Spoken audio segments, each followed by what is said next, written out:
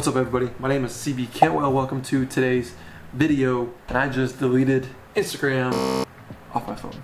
Here's why. My word for the year, talked about a little bit, is listen.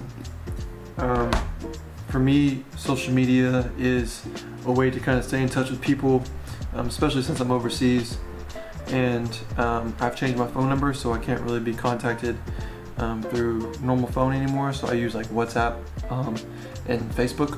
And so Instagram is really cool. You take pictures and show people what you're doing, but for me it's kind of been a distraction lately. I'll just scroll on Instagram, either laying in bed or just kind of throughout the day, and I decided that that was a time waster. So until I can kind of get my schedule back organized how I want it to and become a little bit more productive with my time, I'm getting rid of Instagram, which isn't really a big deal because I don't really talk to that many people anyway.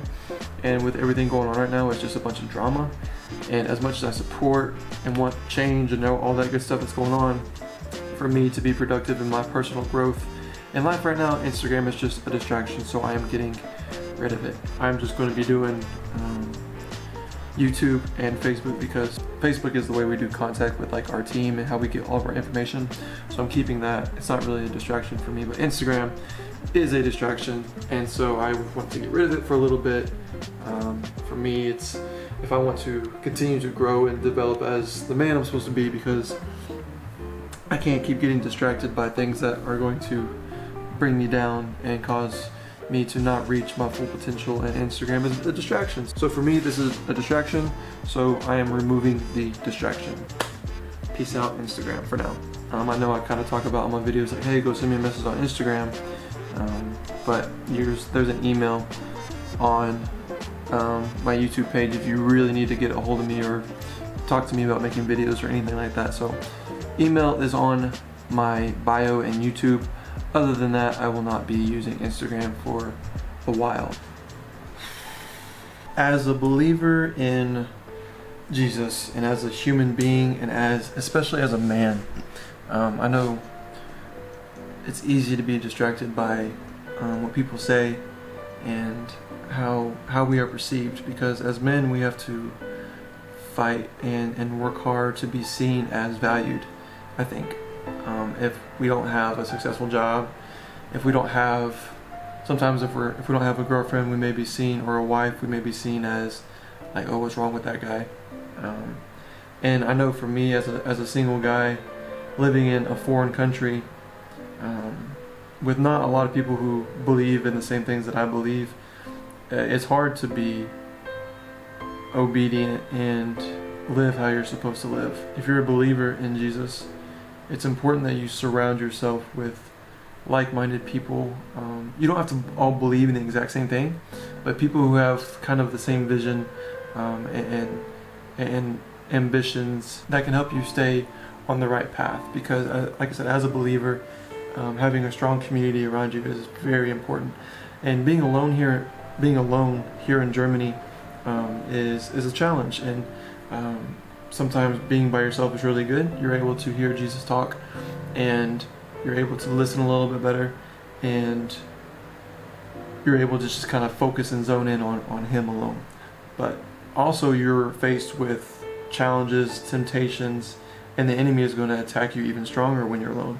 And so being alone is good. Jesus went off into the forest, into the woods, to isolate Himself, be alone, and pray. Being alone is good, but it's also very important that you go back to a good and strong community. And so, I'm a man, I'm human just like you guys watching this video, and we all go through struggles, we all face temptations, and sometimes we fall, sometimes we fail, and that's the grace of Jesus, is knowing that no matter how many times we fall, He's still there to pick us up. But the big thing is knowing when we mess up and not continuing to repeat those mistakes.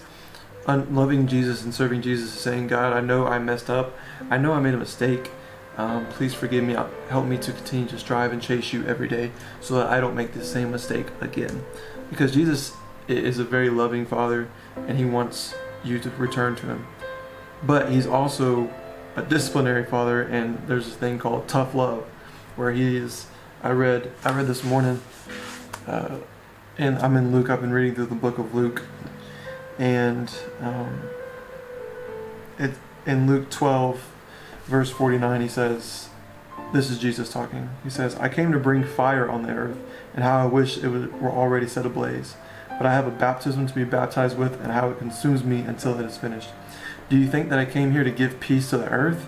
No, I tell you, but rather division. From now on, 5 in one household will be divided, 3 against 2, 2 against 3.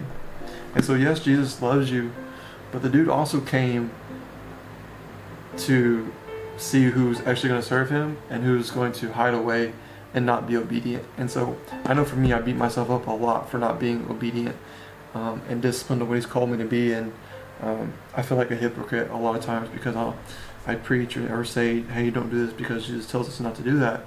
But then I go and do it anyway, right? And it eats me up. But then again, I understand as I continue to grow and listen to God that like he's there for me. He wants me to seek after him every day, and the more I do that, the better I hear what he's saying, and the better I'm able to have that relationship with him more and more. Now, I'm not perfect. I've never been perfect. I'm never going to be perfect. And that's kind of the hard part about being a believer is like, well, if you're never going to be perfect, then why would you even try? But that's the goodness of Jesus, and that's the whole reason he came down to earth to live amongst us, is so that he can live the life that we're supposed to live. He was perfect in every way, in ways that we can never be. He faced the temptations that we face, and he beat those. And then not only did the people kill him for doing nothing wrong, but then he defeated the grave by coming back to life 3 days later. And that's where I put my hope. It's like, if Jesus just came and lived a perfect life and he was just a good guy, but then he died, there's no point in serving him. But the fact that he came back to life from the dead and said, hey, I've defeated death. I want nothing but the best for you, but you got to serve me and love me with all your heart. Man, I'm all for that. And the fact that I struggle, it shows how much I actually need him, because whenever I try and do it alone, I struggle every day. It just gets worse and worse the further I put him away. But when I chase after him and I seek after him, man, my struggles are no longer my own. He helps me carry those burdens that I have. He helps me through the bad times that I'm going through. And whenever things are great, man, I'm praising him. I'm celebrating with him. He's right there on my team, man. We just got the victory, and he's right there beside me. And when I lose, man, he's still right there beside me, pulling me up and say, hey, man, I got you. Let's go. You failed, but that's why I'm here. I got you. And so even though as a human, and especially as a man who has selfish desires and needs and things like that, it's so important that you have people around you who can speak life into you and who have gone through the struggle that you've gone through, and people that you can just open up to and pour into. Say, hey man, hey, if you're a girl, like, hey girl, find someone who you can talk to, like, hey, I struggled here, I failed, I know Jesus loves me, but I could really use some encouragement, I could really use some prayer. And so I just kind of wanted to be open and say, hey man, I sin, I struggle just like everybody else, but I know that with Jesus, even though he is a loving God and is very, like, wants the best for me, he's also a disciplinary God. He's a jealous God, and he will he has no problem punishing you for not listening. But in Proverbs it talks about not sparing the rod on your child. The rod won't kill them, but it'll actually help them. So he's basically saying, like, if you love, for him being the father, like, he loves us. And if you're a parent and your kid acts up and you punish them or you spank them, like, you're not doing that because you hurt them. You're doing that because you love them and you want them to learn and be better. So sometimes, like, when we mess up, the Lord's gonna get us with that rod. He's gonna say, hey, don't do that because I love you. Don't do that. I'm going to punish you real quick, but it's to help you grow and be better, right? And I don't know if that makes sense to you, but man, Jesus loves you. He loves me. Even though I fail every day, he's right there pulling me up and saying, man, CB, you did wrong here. Here's what you did wrong, but here's how you can fix it. And for me, my word of the year, listen. When I listen, man, I'm just trying to be obedient to God and what he says. Because in a relationship, if you're a girl and you have a boyfriend, or if you're a guy and you have a girlfriend, and you don't if one of you talks to the other one, but the other person doesn't talk back or listen, then that's not very good communication. The same with Jesus. If you only talk to him, but you don't allow him to talk to you, that's not a very good relationship. That's not very good communication. A relationship goes both ways. If I'm going to talk to him, I also have to listen for a response. And if I want to hear what he says, I listen to him and talk to him back. And so it's a relationship. You have to have that good communication. And so I can't just pray, say, hey God, please give me this, please give me this, and then go live a life that's not obedient to where I'm even listening to what I prayed for. You have to, if you want to pray and talk to God, you got to talk to him. But then you also have to be quiet, sit back, and listen to what he's telling you to do. So for me right now is deleting Instagram because that's a distraction, and I want to listen to him better. And so in order to listen to God, I have to get rid of these earthly things that are causing me to be distracted and not follow him the right way. I hope this is able to reach some of you, encourage some of you.